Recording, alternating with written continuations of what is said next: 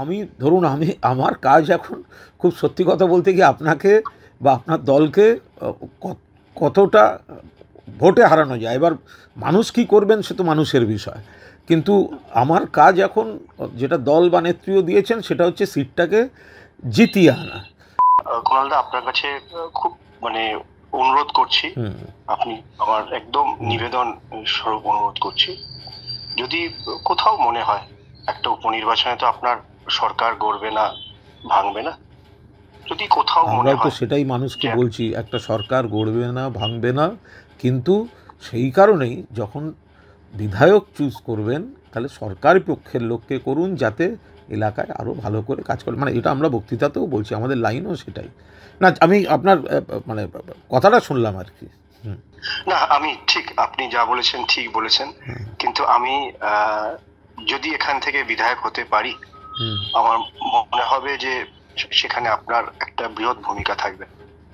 তাহলে তো আবার আর এক সর্বনাশ হবে, না হতে পারলে তো আবার এই বৃহৎ ভূমিকাটা সেক্ষেত্রেও খেয়াল থাকবে, এ তো আর এক সর্বনাশ, তাই না? দেখুন,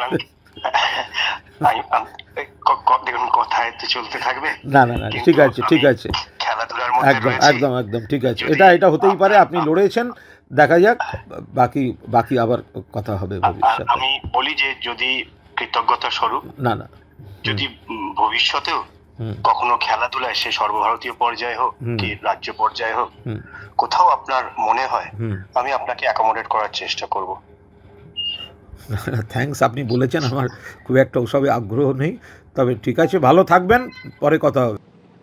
যে অভিযোগ কুণাল ঘোষ তুলেছেন তার প্রেক্ষিতে কল্যাণ চৌবে বলছেন যে একজন প্রার্থী হিসেবে ভোট চাইতে কুণাল ঘোষকে ফোন করেছিলাম। তিনি আরও বলছেন যে কুণাল ঘোষ সপ্তাহখানেক আগে মধ্যস্থতাকারী মারফত বিজেপিতে আসতে চেয়ে প্রস্তাব পাঠিয়েছিলেন। কি বলছেন কল্যাণ চৌবে দেখুন। কিছুদিন আগে উনি আমার কাছে এক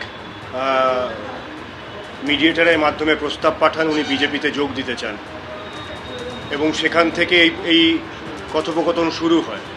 আমি অবাক হয়ে যাই, যে সময় বিজেপি কলকাতায় সিট পায়নি সেই সময় উনি বিজেপিতে যোগ দিতে চান, সেই প্রেক্ষিতে কথা হয়, এবং ইনি এই মাসের শেষের দিকে পশ্চিমবাংলার বাইরে কোথাও মিটিং করতে চান।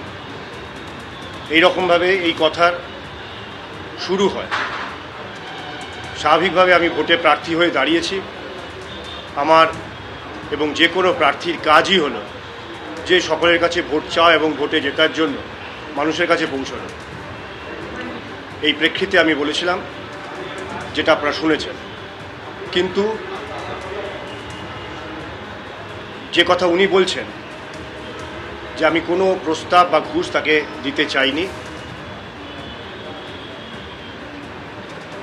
এই কথাগুলো আংশিকভাবে রাখা হয়েছে।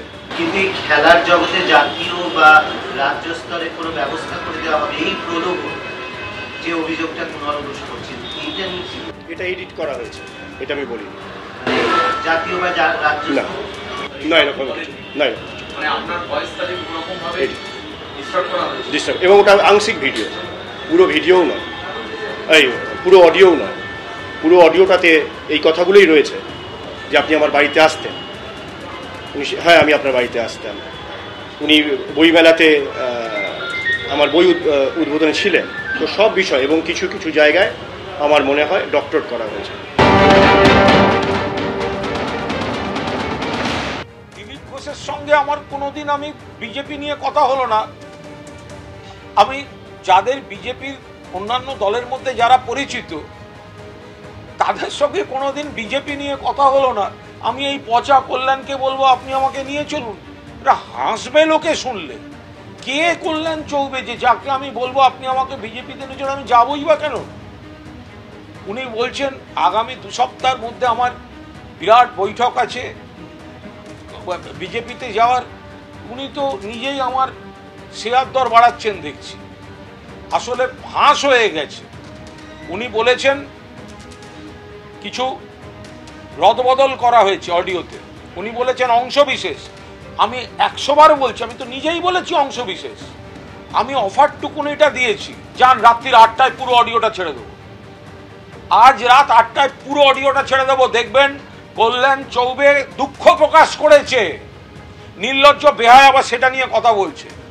ভোটে হারবে বুঝে, মানিকতলায় হারবে বুঝে, আমি মানিকতলার ভোটার নই, আমার কাছে কেন ফোন করেছিল? কারণ জানে আমি তৃণমূলের কোর কমিটি ইলেকশন করছি, সাবোটাস করানোর জন্য ফোন করেছিল। আমি ভোটার নই, আমার ভোট চাইতে ফোন করেনি। আরে কল্যাণ চৌবে যদি মূরখ থাকে, চল ভাই সিবিআই কে চিঠি দে যে আমি ওই অডিও আমি কোথাও কোনো জালিয়াতি করেছি কিনা। কোনো রাজ্য পুলিশ বলছি না, বিজেপি তো বিজেপি, সিবিআই কে দিয়ে তদন্ত করা। আমি আমার যন্ত্রপাতি নিয়ে সিবিআই অফিস চলে যাব।